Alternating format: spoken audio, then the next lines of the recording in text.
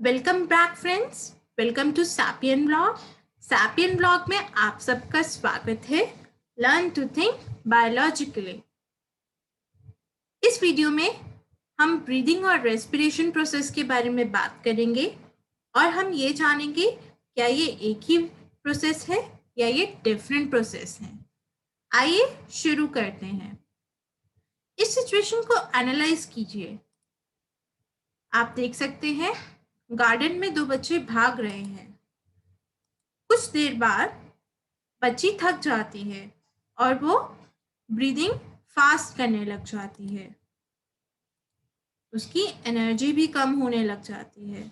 सो क्या आप बता सकते हैं ब्रीदिंग और एनर्जी में क्या रिलेशन है? यस, हम बता सकते हैं। देखिए, जब भी हम भागते हैं, जब हम रन करते हैं, हमारी एनर्जी कंजम्पशन बढ़ जाती है। हमारी बॉडी में जितनी भी एनर्जी होती है वो यूटिलाइज होनी शुरू हो जाती है। जब वो यूटिलाइज होनी शुरू हो जाती है, एक टाइम के बाद बॉडी को ऑक्सीजन नहीं मिल पाती। जब उसे ऑक्सीजन नहीं मिल पाती, वो सफोकेट करती है। सफोकेट करने से क्या होता है, ब्रीदिंग रेट जो होता है वो फास्ट हो जाता है। सो ये रिलेशन होता है। दूसरे पर्सपेक्टिव में अगर हम इस कंसेप्ट को जानें, जब जब भी हम खाना खाते हैं, खाना खाते समय हम बहुत रिलैक्स होते हैं और हम बहुत इजीली ब्रीथ कर रहे होते हैं। ऐसा इसलिए होता है क्योंकि उस समय हम एनर्जी जनरेट कर रहे होते हैं बॉडी में, और हमें ऑक्सीजन का कंजम्पशन जो होता है हमारी बॉडी में वो कंपैरेटिवली लेस होता है क्योंकि हम रिलैक्स स्टेज पे होते हैं। Let us understand breathing process in detail. हमें पता है ब्रीदिंग प्रोसेस का मतलब होता है हवा अंदर लेना लंग्स में और हवा को बाहर निकालना लंग्स में। लेकिन वो हवा में कुछ गैसेस होती हैं जिन्हें हम इनहेल और एक्सहेल करते हैं। इनहेल हम किसे करते हैं? ऑक्सीजन को। और एक्सहेल हम कार्बन डाइऑक्साइड को करते हैं।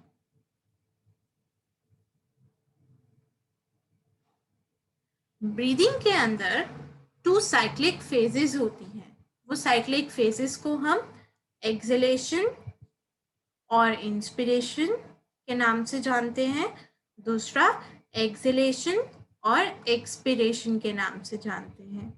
इनहेलेशन का मतलब होता है जब भी हम ऑक्सीजन को अपने लंग्स में एंटर करवा देते हैं। यहाँ पे आप देख सकते हैं इस डायग्राम में ऑक्सीजन को इनहेल करते समय हमारे लंग्स बैलून की तरह फूल जाते हैं और डायफ्राम जो कि एक मसल होती है जिसपे लंग्स को सपोर्ट मिलता है, ये रिलैक्स कर जाते हैं उस टाइम पे क्योंकि लंग्स एक्सपैंड होते हैं। अगर हम एक्सहेलेशन की बात करें, एक्सहेलेशन का मतलब होता है कार्बन डाइऑक्साइड को लंग्स से बाहर निकालना नोस्ट्रल के थ्रू।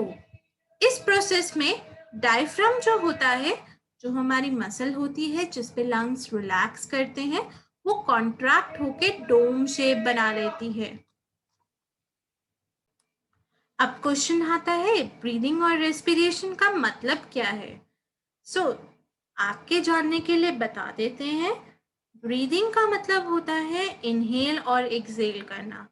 इनहेल ऑक्सीजन को करना और एक्सहेल करना कार्बन डाइऑक्साइड को। ये एक फिजिकल प्रोसेस है क्योंकि इसमें हमारे बॉडी के सेल्स जो होते हैं वो पार्ट नहीं लेते हैं, इसीलिए ये एक पार्ट है रेस्पिरेशन प्रोसेस का। सो हम ये नहीं बोल सकते ब्रीदिंग एक अलग प्रोसेस है। It is one of the part of respiration process only. जब हम बात करते हैं रेस्पिरेशन प्रोसेस की, रेस्पिरेशन के टाइम पे होता क्या है, जब भी हम कोई खाना खाते हैं वो खाना टूट जाता है और वो एनर्जी बनाता है। वो एनर्जी से हमारी जो ऑक्सीजन जो हम इनहेल करते हैं वो ब्लड के थ्रू पूरी बॉडी में सर्कुलेट होती है और हमारी बॉडी को एनर्जी देती है। इसी कारण से हम इसे बायोकेमिकल प्रोसेस कहते हैं। बायोकेमिकल का मतलब होता है bio is concern with cells and chemical is concerned with blood and some other chemical material.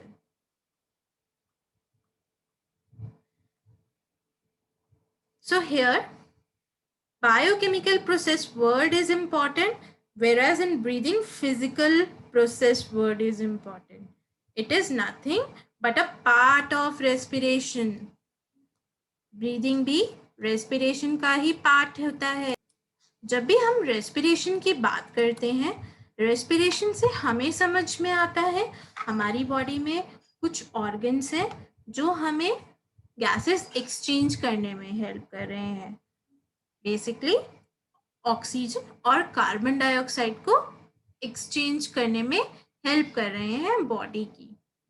वो ऑर्गन्स होते हैं nasal passages, larynx, trachea, bronchial tubes and lungs. आइए इस प्रोसेस को डिटेल में समझते हैं. आप देख सकते हैं रेस्पिरेटरी सिस्टम का डायग्राम. सबसे पहले क्या होता है, एयर में से हम ऑक्सीजन को इनहेल कर लेते हैं नेजल कैविटी के थ्रू. नेजल कैविटी में नोज आ जाती है, नेजल पैसेजेस आ जाते हैं. उसके बाद ऑक्सीजन जाती है फेरिंग्स में, देन लैरिंग्स में. लैरिंग्स होता है हमारा वॉइस बॉक्स, जहाँ से हमारी साउंड बनती है, हमारी आवाज बनती है. देन लैरिंग्स से पास होके वो जाती हैं ट्रैकिया में. ट्रैकिया एक ट्यूब है जिसमें स्पाइरल रिंग्स होती हैं. इसका रोल यही होता है रिंग्स का कि ये कोलैप्स ना होने दें. No to collapse. रिंग्स का रोल यही होता है, तो रिंग्स बोलते हैं.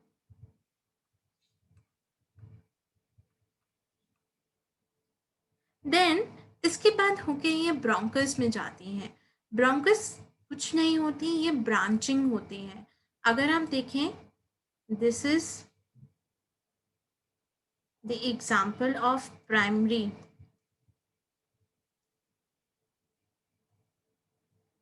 bronchus. Then this is example of secondary bronchus. After that, अगर यहाँ से भी ब्रांचेस हो जाएं, so that means 3 ब्रांच हो रही हैं, इसलिए हम इसे टर्शरी बोल देते हैं. That means एक नेटवर्क बनाना. और इन ब्रांचेस के बाद आप देखेंगे एक सैक लाइक स्ट्रक्चर होता है कुछ ऐसे. इसे हम बोलते हैं एल्वियोलाई. एल्वियोलाई ही एक स्ट्रक्चर है जिससे गैसियस एक्सचेंज पॉसिबल होता है हमारी बॉडी में. यहाँ पे देखिए, ये जो सैक लाइक स्ट्रक्चर आपको दिख रहा है, ये एल्वियोलाई होता है. एल्वियोलाई के साथ कुछ ब्लड कैपिलरीज भी होती हैं. इन ब्लड कैपिलरीज के थ्रू ही गैसियस एक्सचेंज पॉसिबल होता है. अगर हम इस प्रोसेस को इजी वे में देखें, आप इस फ्लो चार्ट को कंसीडर कीजिए. इस फ्लो चार्ट में आप देख सकते हैं, अगर हम रेस्पिरेशन को समझें, सो ऑक्सीजन नोस्ट्रल में गई, नेजल पैसेज में गई, नेजल कैविटी में गई, देन फेरिंग्स में गई, लैरिंग्स में गई, trachea, bronchi, bronchiole, alveoli. Alveoli से सीधा ब्लड कैपिलरीज में चली गई. और ब्लड ने क्या करा? ब्लड ने उन्हें पूरी बॉडी के सेल्स तक पहुंचा दिया. अब जब ये सेल्स के पास पहुंच गई, सेल्स भी अपना फंक्शन करेंगे, देन वो भी तो वेस्ट प्रोड्यूस करेंगे. फॉर एग्जांपल, हम खाना खाते हैं, हम वेस्ट प्रोड्यूस करते हैं एक्सक्रीटा की फॉर्म में और यूरिन की फॉर्म में. अब सेल्स भी तो जब अपना फंक्शन कर लेते हैं, उन्हें ऑक्सीजन मिल जाती है, तो वो भी तो वेस्ट प्रोड्यूस करेंगे. वो वेस्ट किस फॉर्म में प्रोड्यूस करते हैं? कार्बन डाइऑक्साइड के फॉर्म में.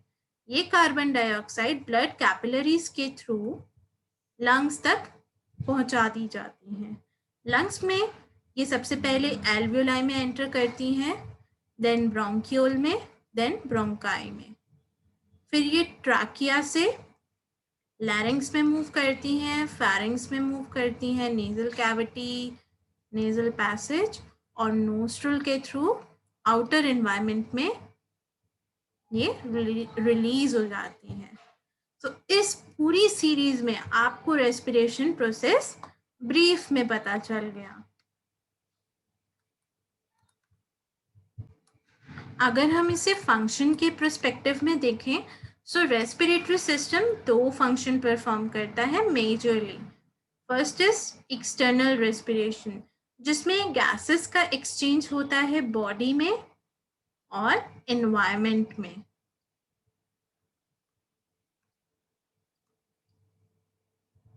Next is internal respiration.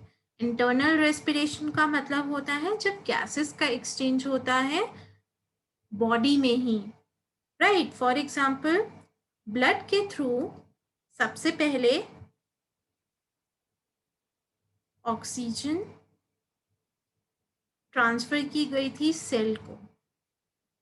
अब सेल ने वेस्ट बनाया कार्बन डाइऑक्साइड, ये भी ब्लड के थ्रू लंग्स को पास कर दिया गया। अगर हम इसे कनेक्ट कर दें तो यहाँ से हम बोल सकते हैं लंग्स एंड देन हियर। सो ये होता है इंटरनल रेस्पिरेशन। रेस्पिरेटरी सिस्टम के ये दोनों बहुत इंपॉर्टेंट फंक्शंस होते हैं। Let us analyse this process in detail. Let's take example. सबसे पहले हम कुछ भी फूड खाते हैं, हम कोई भी फूड खाते हैं। यहाँ पे एग्जाम्पल हमने एप्पल का लिया है। जब भी हम खाना खाते हैं वो पीसेस में टूट जाता है। जब वो पीसेस में टूट जाता है दैट मीन्स वो ग्लूकोज बना देता है। अब वो ग्लूकोज क्या होता है? ग्लूकोज हमारी बॉडी में एनर्जी बनाता है। एनर्जी जब वो बनाता है सो वो वेस्ट भी तो प्रोड्यूस करता है, और वेस्ट किस फॉर्म में होता है? कार्बन डाइऑक्साइड की फॉर्म में। अगर हम इसे रिलेट करें हमारी नॉर्मल हैबिट से, हमने कुछ खाना खाया, हमारी बॉडी में एनर्जी बनी और जो वेस्ट था वो यूरिन और एक्सक्रीटा की फॉर्म में निकल गया। जब हम बात करते हैं रेस्पिरेशन की, जब हमने फूड खाया वो टूटा, ग्लूकोज में एनर्जी रिलीज हुई। एनर्जी जब रिलीज होती है सो दैट मीन्स ब्लड के थ्रू खाना पास ऑन हो रहा होता है, सेल्स तक जाता है। सेल्स में जब वो अपना फंक्शनिंग कर लेते हैं वो बनाते हैं वेस्ट। इसलिए हम इसे बोलते हैं कार्बन डाइऑक्साइड जो होता है वो मेटाबॉलिक वेस्ट होता है। दैट मीन्स वो सारे सेल के फंक्शन करने के बाद बनता है।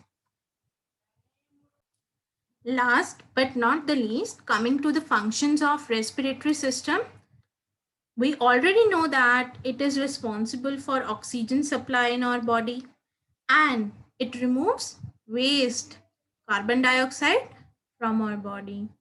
Whenever we inhale air, हमारी नोज में कुछ हेयर्स होते हैं। उन हेयर का पर्पस क्या होता है? बेसिकली डस्ट को, स्मोक को, एलर्जेंस को, पॉलेंस को ट्रैप कर लेना। So respiratory system also aids in filtration of air. Whenever we do any exercise और योगा, उस टाइम पे हमारे जब हम रेस्पायर करते हैं सो हमारी बॉडी से साउंड प्रोड्यूस होते हैं। सो इसलिए हम ये भी बोल सकते हैं respiratory system produces sound. We know that हमारे जो नोज होता है वो एक सेंस ऑर्गन है, उसमें कुछ रिसेप्टर्स हैं जो हमें स्मेल का सेंस करवाते हैं। That means dual function play हो रहा है, एक तो इनहेलेशन एक्सहेलेशन का भी एंड दूसरा रिसेप्टर का भी। सो हम ये भी बोल सकते हैं respiratory system contains receptor for smell. Also respiratory system जब वर्किंग होता है उस टाइम पे हमारी बॉडी से जो एक्सेस हीट बनती है वो ब्रीदिंग के थ्रू रिमूव हो जाती है बॉडी से।